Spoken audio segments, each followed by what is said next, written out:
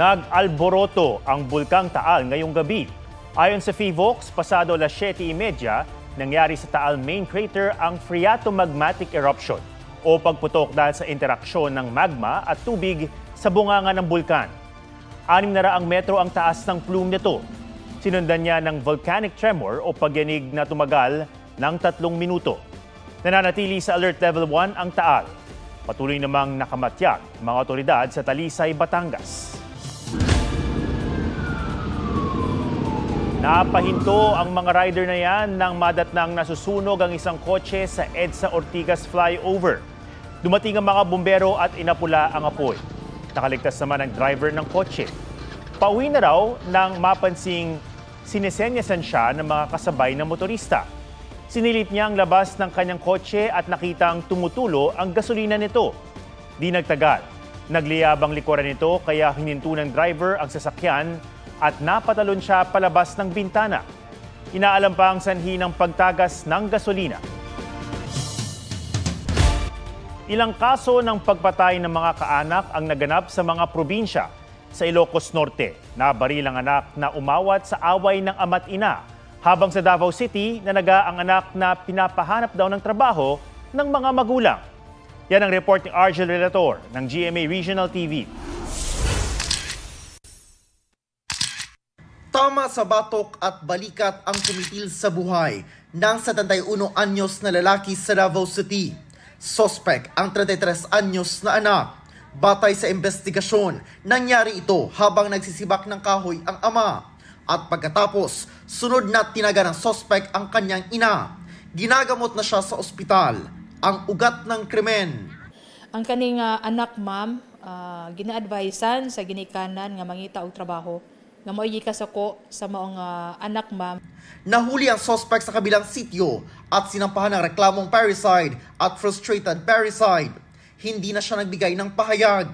Ayon sa barangay, dati nang may alitan ang suspect at kanyang mga magulang. Pinabarangay na rin ng mga magulang ang anak dahil sa pananakit umano sa kanila. Sige nag-away siyang mama, siyang papa, kaya ka na lang yung katapulan. O, magsige laglaag, mangitag inom sa barkada, pag uli, mukaon, natuman, nasukan sa ginikanan, kaya ka na lang uli lang mukaon lagi. Nagdesisyon din ang barangay na ipasuri sa Institute of Psychiatry and Behavioral Medicine ang suspect. Dead on arrival naman sa ospital ang isang lalaking 25 anyos sa San Nicolas, Ilocos Norte ng pagbabarili ng sariling ama. Ayon sa pulisya, kainuman noon ng biktima ang amang 58 anyos. Bigla raw nagtalo ang kanyang mga magulang dahil umano sa selos. At nang umawat ang anak, saka siya pinagbabaril ng ama. Nakuha sa crime scene ang ilang magazine at basyo ng mga bala. Naaresto ang suspect na tumangging magbigay ng pahayag. Naharap siya sa reklamong parricide. Argel Relator ng GMA Regional TV, nagbabalita para sa GMA Integrated News. Sa mga makikitraslasyon ngayong pista ng Poong Jesus Nazareno, may pagbabago sa itsura ng andas ng imahen. Ang dating disenyong malakahon, ginawang slanted o pahilig. Layon daw nitong hindi na masampahan o maakyat ng mga deboto habang umuusad ang traslasyon. Pinatibay rin ang andas. Nilagyan ng blower at exhaust fan ang likod ng andas para hindi magkaroon ng moisture gaya na nangyari noong nakaraang taon. Sinuyod naman ng mga tauhan ng MMDA ang mga daraanan ng traslasyon.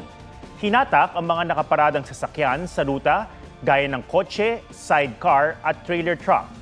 Kinumpunin naman ng mga tauhan ng Manila City Engineering Office ang mga bitak sa bangketa. Imbis na mamayang hating gabi, nagsimula na ngayong gabi ang pahalik o pagpupugay sa imahe ng Poong Jesus Nazareno. Silipin natin ang latest sa Quirino Grandstand sa live report ni Bea Pinlac. Bea? Atom, umaarangkada na ang pagpupugay o mas kilala natin bilang pahalik sa Poong Jesus Nazareno. Gaya sa mga nagdaang pista, may kanya-kanyang bitbit na panalangin ang mga debotong pumipila para sa pagpupugay sa Poong Jesus Nazareno. Ang ilan sa mga nakausap natin, first time na nakiisa sa pista. Pero ang iba, mahigit isang dekada na raw itong panata kasama ang kanilang pamilya. Nagsimula ang tradisyon ng pahalik o pagpupugay kanina pagkatapos ng misa para sa mga volunteer dito sa Quirino Grandstand. Ang ilan dito, nagsabing inagahan na raw ang pagpunta para hindi makipagsabayan sa inaasahang dagsa ng mga deboto bukas. Paalala naman ng pamunuan ng Menor Basilica and National Shrine of Jesus Nazareno o Quiapo Church, mag-sanitize bago at pagkatapos hawakan ng imahen at kahit pakilala ito sa tawag na pahalik, nais nilang iwasan ng mga deboto ang literal na paghalik at sa halip magpunas na lang daw ng panyo at tuwalya sa krus at paa ng imahen. Mas maganda yung maaga para makauwi kasi marami na tao bukas. Mas marami na kasi kaya mas mabuti yung inaaga namin. Kasama ko si mga apo ko. Kaya kailangan ko talagang maaga. Kasi may mga pasok pa sa bukas mga batang ito. Gusto ko pong maranasan naman ang paghalik kay Poong Nazareno kasi po sabi ng marami pong natutupad na hiling. Kaya sumama na ako sa mga anak ko. Tapo ko. Sa mga oras na to ay kaunti na lang ang nakapila at mas umikli na kumpara sa kanina. Yan muna ang latest mula rito sa Quirino Grandstand. Balik sa inyo, Atom. Maraming salamat, Bea Pinlac. Tinangay ng rumaragas ang ilog ang isang truck sa Zamboanga City. Damay pati ang kaganitong libo-libong pisong paninda.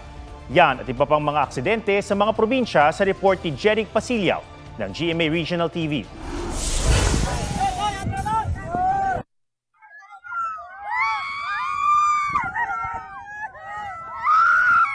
Napasigaw ang mga nasa barangay Pamukutan sa Zamboanga City nang maipit sa rumaragas ang ilog ang truck na ito. Sabi ng pahinante ng truck, igigilid na lang sana nila ang truck nang may bumara sa gulong nito. Sir, kaya na orilla, sir. Siguro mga metro lang, hindi kami na orilla. Sino, kinilang ko sa isangga, sir, na rueda del truck. Amo kami niya, standby kami ala, sir, na el agua, sir, bigla ya baha. Yan cancel agua ya.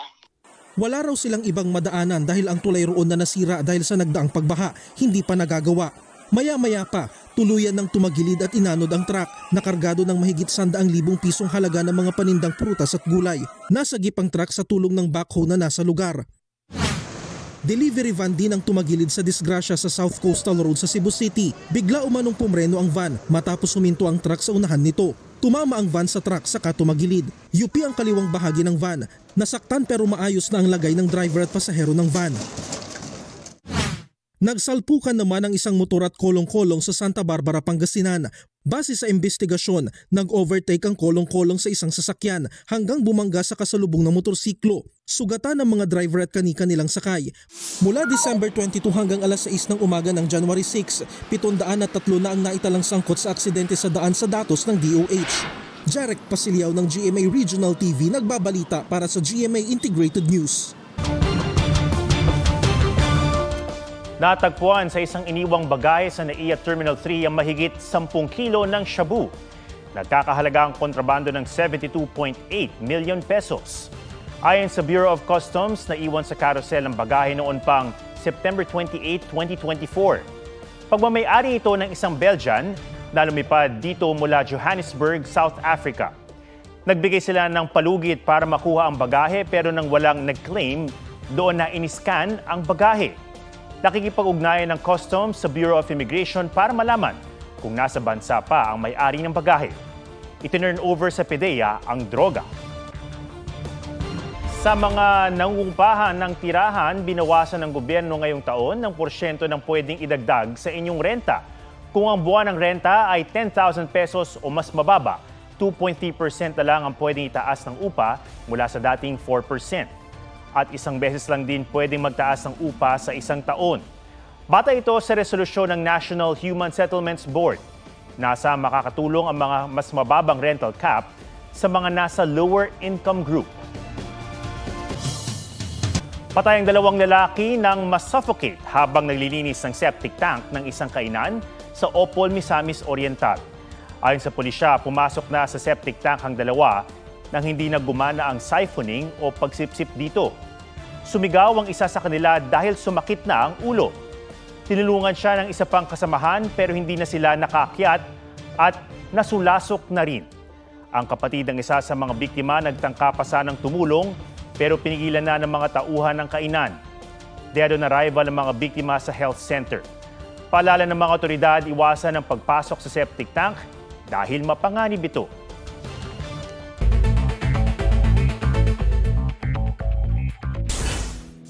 Tinaguri ang monster ship ng China Coast Guard na unang na-detect malapit sa Bajo de Masinloc at sa Capones Island sa Zambales na mataan ngayong umaga sa bandang Lubang Island sa Occidental Mindoro. Tingin ng National Security Council layunin ng barko na manindak pero hindi raw dapat matakot ang mga Pilipinong mangingisda. Patuloy itong binubuntutan at nire-radio challenge ng BRP Cabra ng Philippine Coast Guard. Mga customer ng Meralco tatanggap sa Pebrero ng 23 centavos per kilowatt-hour na refund. Mula yan sa halos 1 bilyong pisong hindi nagamit pero nasingil ng mga private distributors na pambayad sana sa mga experts ng Energy Regulatory Commission. Pero bukod sa refund, may rate hike din. Sisingilin na raw ang pinambayad ng NGCP sa pagbili ng reserbang kuryente noong 2024. Katumbas ito ng 12 centavos per kilowatt-hour sa loob ng 3 hanggang 6 na buwan. Alak at street party pagbabawal sa daraanan ng Sinulog Grand Parade sa January 19 sa Cebu City. Ipagbabawal din yan sa bisperas ng pista. Hindi naman magpapatupad ng signal shutdown.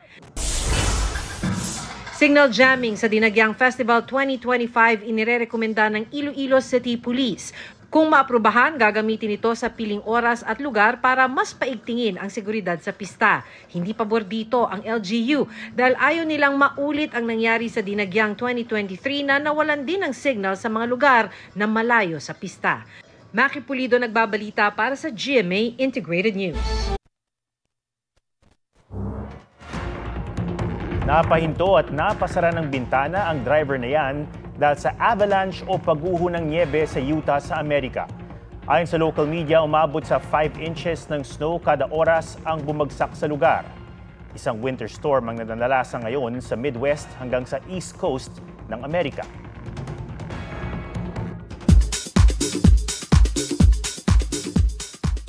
Off to a good start this year si Khalil Ramos na nabili na ang kanyang dream car.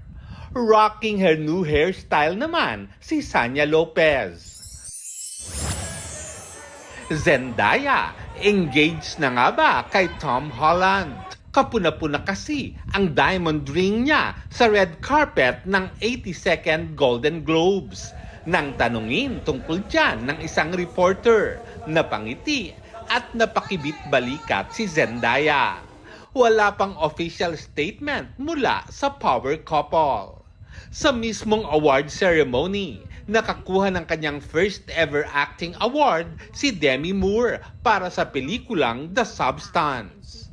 Big winner din ang Shogun na nanalo ng 4 na award kasama ang Best TV Series, Drama at Best TV Male Actor.